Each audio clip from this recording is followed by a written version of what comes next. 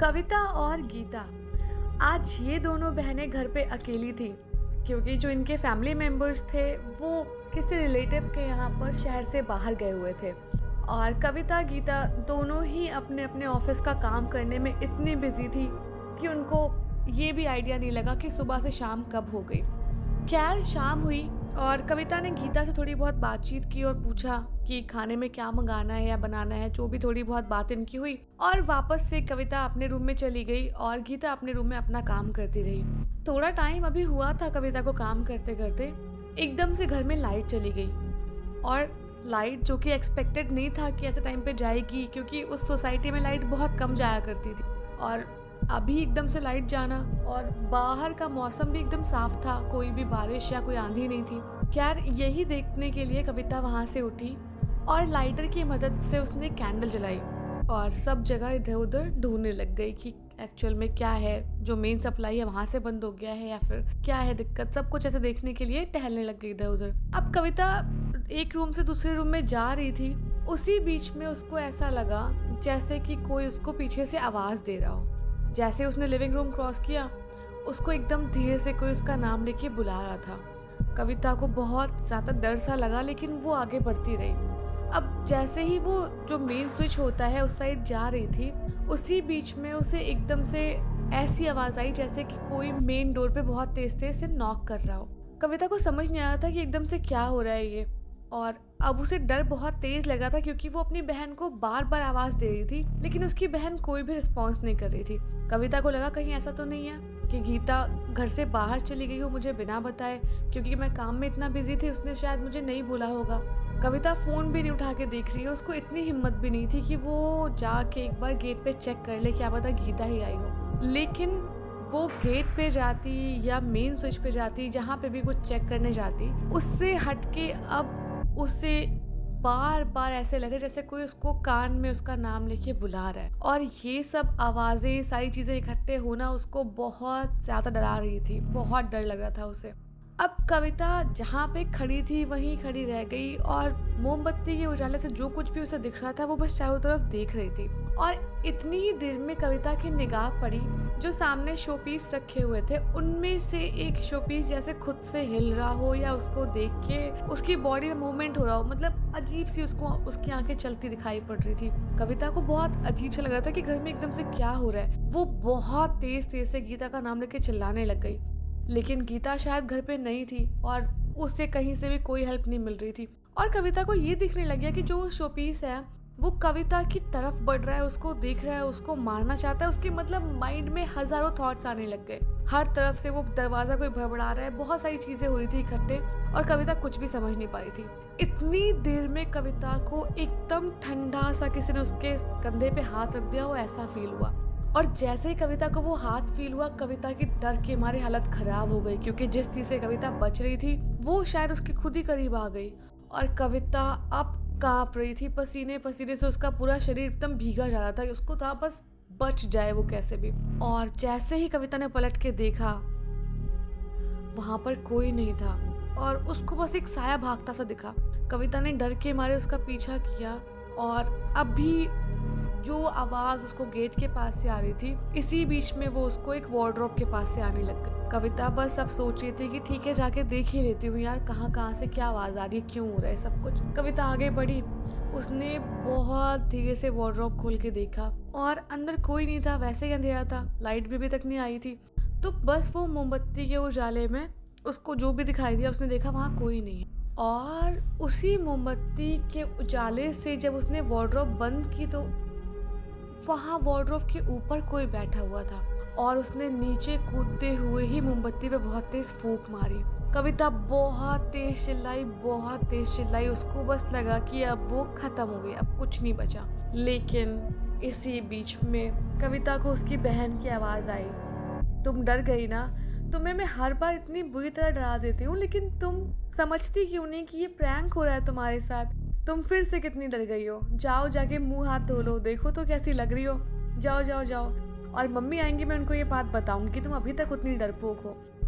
और गीता ये सब बोल रही थी, कविता समझ नहीं पा रही थी कि ये किस टाइप का प्रैंक था, क्या मजाक था। वो अभी तक उसका मेंटल जो स्टेटस था वो उसी डिल्यूजनल दुनिया में चला था जहाँ पे वो देख रही थी कि उसको कोई भूत प्रेत मारने आ रहा है या कोई चीज़ उसके ऊपर गिर रही है, बहुत सारी चीज़ें उसको जो दिमाग में बनी थी वो सब याद आने लग गया। कविता बस उठी और बहुत तेज चिल्ला के गीता को बोली, 1000 बार तुम्हें मना किया है मैंने, मुझसे ये मजाक मत किया करो और आगे से ध्यान रखना, ये तुम्हारा आखिरी बार है, अगर तुमने ऐसे कोई मजाक किया मैं अब बर्दाश्त नहीं करने वाली। कविता बहुत गुस्सा हो गई थी और गीता को भी लगा शायद इस बार थोड़ा ज्यादा हो गया है, घर पे भी कोई था नहीं और पता नहीं शायद दीदी को बहुत डर लग गया। गीता गई फटाफट सारे जो लाइट्स वाइट्स उसने ऑफ किए, जो मेन पावर था वहां से जाके फटाफट सब कुछ वहां से ऑन किया, घर में लाइट आई और बड़ा मनाने के बाद कविता मान गई। अब बड़ी बहन थी, मानना तो पड़ेगा ही, तो वो मान गई और गीता कविता ऐसे ही जब सोने जा रही थी उससे बात करने लग गए। तो गीता बोलने लग गई कि दीदी पता है कुछ भी बोलो लेकिन तुम डरती बहुत हो और मुझे इसी बात से बहुत मज़ा आता है तुम्हें डराने में। कविता ने बोला कि ठीक है कोई बात नहीं, तुम मुझे अभी डराती हो और जिस दिन मेरी बारी आएगी मैं तुम्हें ऐसा डराऊंगी कि तुम उसके बाद डर का नाम सुन के भी डर जाओगी। तो गीता ने बोला ठीक है देखती हूँ कब डरा पाओगी, खुद तो पहले समझ जाओ कितना डरती हो तुम। और यही सब हंसी मजाक करते हुए वो लोग अलग अलग बिस्तर पे ऐसे सो गए और लाइट्स ऑफ हुई रूम की, सब कुछ नॉर्मल था और गीता कविता दोनों की आंख लग गई।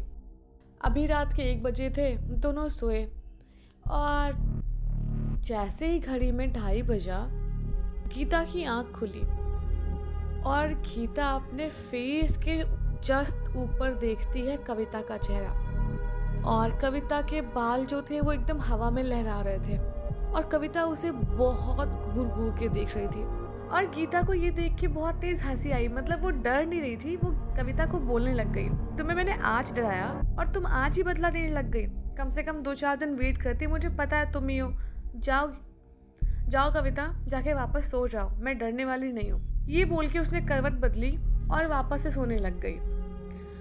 2:30 बजे से जब भी उसकी आंख लगी हो गीता की, जैसे ही उसकी नेक्स्ट टाइम आंख खुली रात में, उसने फिर वही कविता का चेहरा देखा अपने चेहरे के एकदम पास में, जहाँ कविता उसे बहुत बुरी तरह से घूर घूर के देख रही थी। कविता के बाल हवा में अभी भी वैसे ही उड़ रहे थे, कविता की आंखों में एक अलग तरह की चमक लग रही थी और जो वो कविता थी वो एक बार भी पलक नहीं झपका रही थी। लेकिन गीता ने फिर से वही बोला, कविता चली जाओ यहाँ से यार, प्लीज सोने दो, और अब मुझे बिल्कुल मन नहीं कर रहा है इस तरह से मजाक करने का, जो कुछ भी करूंगी सुबह जगना उसके बाद करना, अभी मुझे सोने दो। ये बोल के गीता वापस सो गई।